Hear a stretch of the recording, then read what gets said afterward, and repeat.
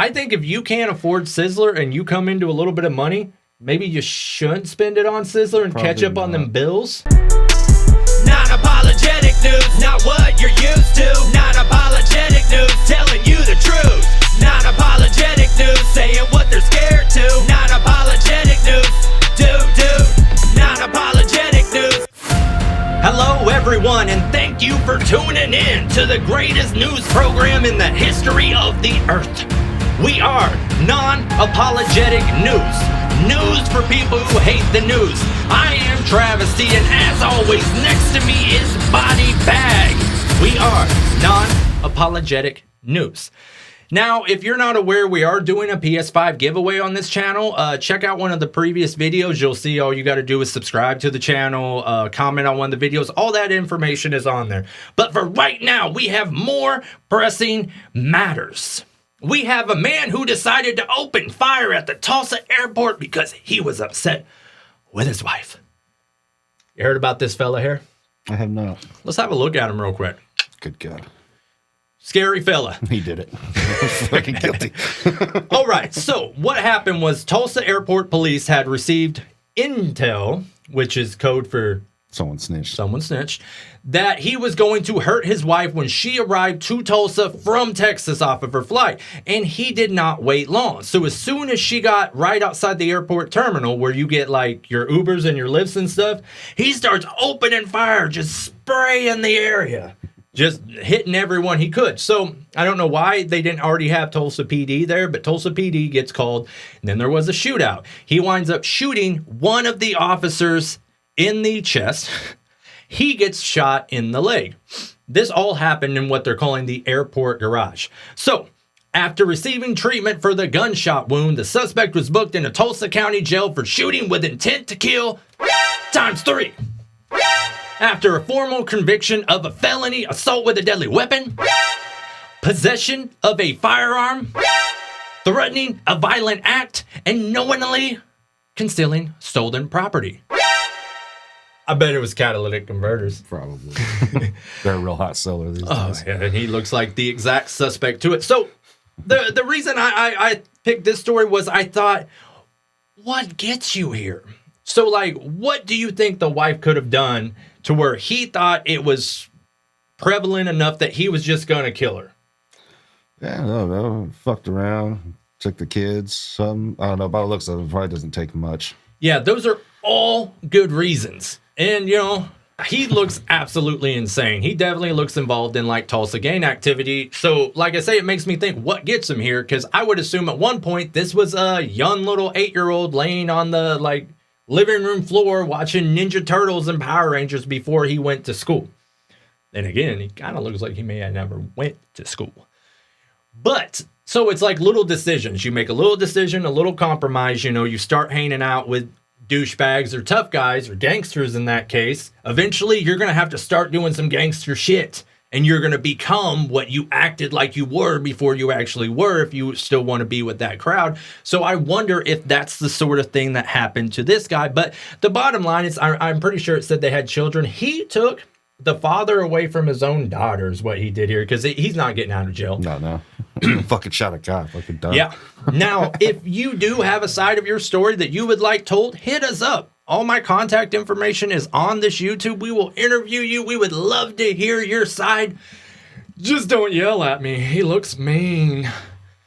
But what do you have prepared for us today, buddy?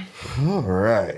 Ohio police seeking thieves who stole an entire bridge. An actual bridge.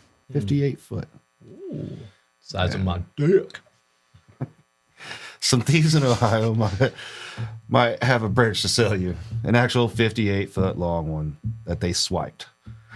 Akron police can't get over how the brazen bridge bandits made off with the pedestrian span after it had been removed. But police were notified last month that it was missing. Investigators said the thieves stole the bridge in phases. Clearly. First, cleaning some brush that had grown around it, then removing all of the deck boards, and finally, the entire metal frame. So how much attention do you not have to be taking to notice that, like, on Tuesday, they removed a part of the bridge. The following Thursday, they took the side of it off. Like who the fuck steals a bridge? Like a whole entire bridge. Well, I'd say someone who needs a bridge. Yeah. But then what do you do with it? Right. That's next question. What are they going to do with this bridge? What was the bridge? Are they building a castle? Is it going to be part of a moat? Like, what was the bridge made out of? Does it say there? It's metal and wood. This must be the field where the bridge was. Yeah, and there's the truck marks of where they went. But yeah, so that's the thing. Like, you don't obviously put in that effort just to take it and drop it off somewhere. It's in somebody's like property. Yeah, and the police said it has very, very little recycling value, so they're not gonna. Oh yeah, because they could have tried scrapping it. They were like, big payday today, Jimmy but John. in reality, they're gonna get $20 for a fucking bridge.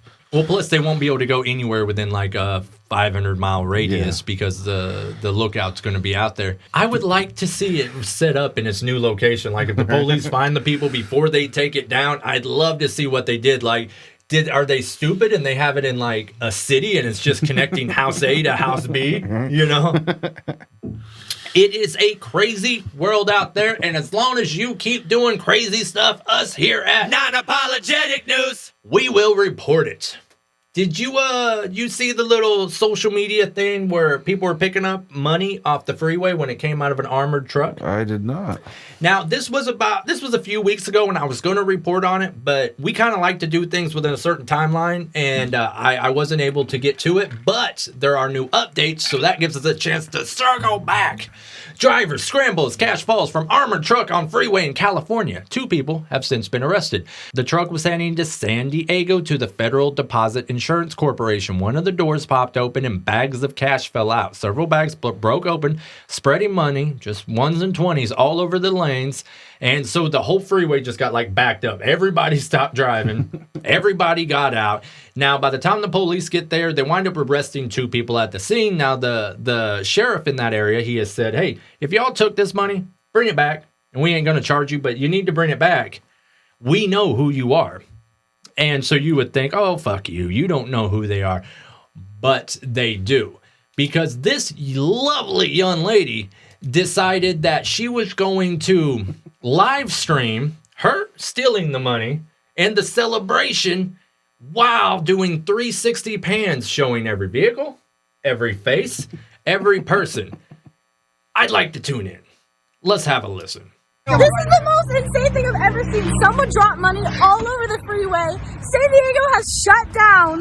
Literally, it has shut down. Look at the freeway right now. Oh my gosh. So, as you can see, money everywhere. Look at this street. Now watch as the camera pans around. Someone blocked their license plate. You see it? With like a towel? See, that's the smart one right there. Insane! Oh my gosh. They're picking up money. They're throwing in the air just to be picked up again. Then we going to Sizzler tonight, baby! So you're going to Sizzler? Which is Sizzler, $20. We just shut down. They threw money. Okay, so Sizzler still this exists. young lady right here effectively just ruined the fun for everyone. All right. Because we're not against that. We're against stupidity. So if you're going to do that, you need to park a little bit of ways, run up there, grab a little bit, and get the hell out. I would like to say to her, even though she's not official, because we didn't call at the beginning of the segment, you, ma'am, are. Stupid fuck of the week. Oh, yeah. So go fuck yourself. Because the thing is, they know who it is. All these people think they got this money. The police are going to come looking for it. Like, steal from anyone. You steal from the government, they're coming for it. And now thanks to fucking Katie. Yeah, fucking, she looks like a fucking Katie. But yeah, she basically is caused trouble for everyone. She just ruined it. Ruined all the fun. You could have took that money and you could have gone to Sizzler, I guess. Yeah. How much is Sizzler? $12 a plate? I think Sizzler was still fucking around. I think if you can't afford Sizzler and you come into a little bit of money, maybe you shouldn't spend it on Sizzler and catch up on them bills. Yeah, maybe just go buy a steak and cook it at home. All right, what do you got next for us, buddy? All right, a Colorado truck driver was sentenced to 110 years for a deadly crash. And over 3 million people have signed a petition asking for clemency. Clemency is where they let him off. Yeah, I believe Yep. so.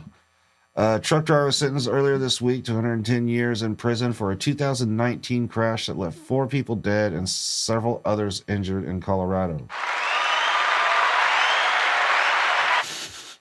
By Friday, more than 3.4 million people had signed a petition. In 2019, the truck the man was driving lost its brakes.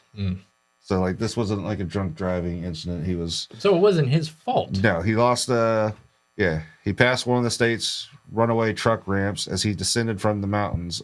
Point the prosecution focused heavily on during the trial. He then crashed into several cars, stopped on eastbound I-70 in Lakewood, sparking a massive fire. The highway was shut down in both directions for roughly 24 hours. The crash killed a 24-year-old, a 67-year-old, and a 61-year-old, and a 69-year-old. Yeah. He was ultimately convicted of 27 counts, including vehicular homicide. Before he was sentenced, the man, he tried his best to avoid the vehicles stopped on the road, but couldn't avoid them all. So what I get out of this, like, you're a truck driver. This is probably a company truck. The brakes go out on it. He does what he can to fucking slow down, try to miss people, and he gets 110 years. Like he did this intentionally, which was not the case. What this almost seems like is it's almost like the court of public opinion convicts people now. Yeah. So I can't speak for this particular case, but I would say the family, and I mean, it's sad families, they lost people in their family, etc. But they probably rallied and, got the local news and the judge involved in everything and tried to force his hand to convict the young man. Because short of they're trying to say the point that he could have stopped at the runaway truck ramp, and maybe that's so, but I'd say if you're in a runaway truck and you're panicking, maybe you're not sitting there and thinking the ramp I need to go on is 500 feet above. Maybe you're actively trying to miss someone else that would have died if you wouldn't have done that. Yeah. And I say like a little more into it now that this has happened, that he's been convicted or whatnot. Trucks are not entering, they're part of this rallying the petition or whatnot. They're not entering Colorado. Grocery stores, Walmarts are bare. They are not delivering. Oh, they're boycotting. Yeah, they're standing behind their man. I don't know. I think it's pretty shitty to give him 110 and just piss his life away for faulty truck, brakes going out. And this is a company truck too. Okay, well, not inspect their vehicles. Then let's do what we can here. There is a change.org petition for this young man. I'll find the link. I'll put it in the description. So all you'll have to do is click down below, sign it. I'm sure it only takes a few minutes. Maybe that's something little we could do. I mean, like I said, you never know unless you were there, but they definitely tested him. So if he was drunk or on drugs or even had so much as weed in his system, that would be in this article, because they would be throwing that at him hard. Wow. Sit by the law, sentence could be no less than 110 years. Yeah, that's just ridiculous. Now, it says the government reviews each clemency application individually, so they could choose to just not review it or to review it, or that sucks. It does.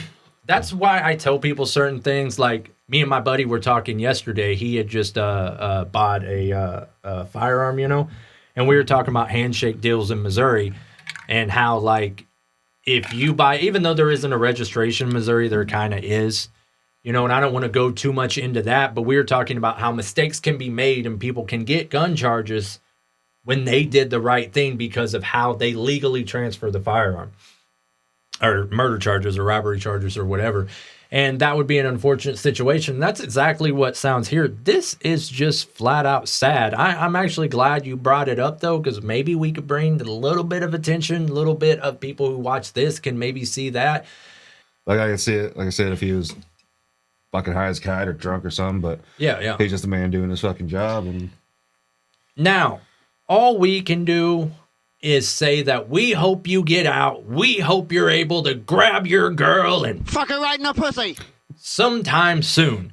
Now, on that note, I think we have done everything we could do today to make you happy, make you sad, make you laugh, and maybe make you cry just a little bit.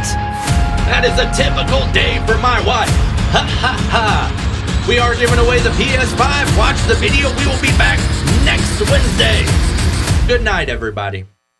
Non-apologetic news. Apologetic news.